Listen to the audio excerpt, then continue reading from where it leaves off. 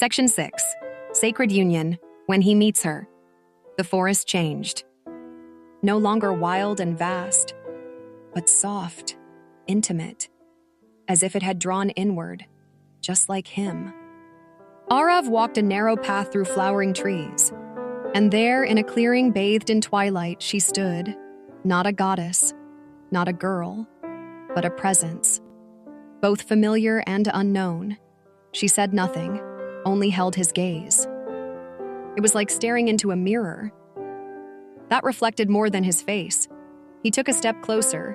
Her voice came like wind through leaves. I am the current you've forgotten.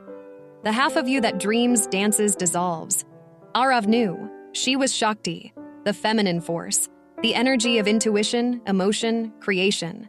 And he had lived only as logic, structure, stillness. Masculine and feminine. Sun and moon.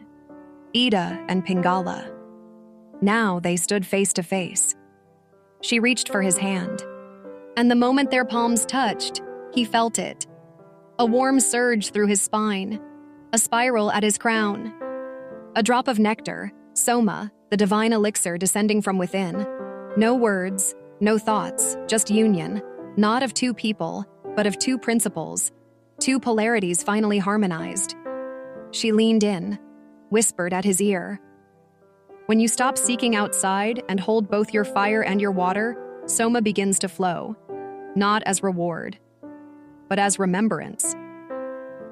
And just like that, she vanished. But she had never really been separate. She had always been part of him. The sacred union had begun, and with it, the nectar. Section 7. The Awakening. When Soma rises again, days passed, or perhaps lifetimes.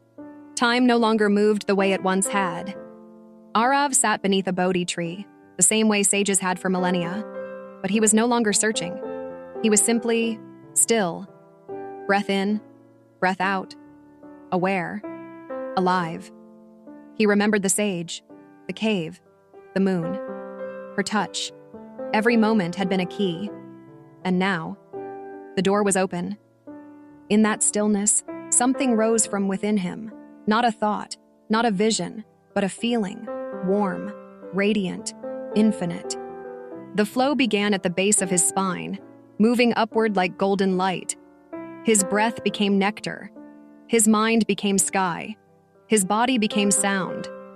And from the top of his head, he felt it, a drip,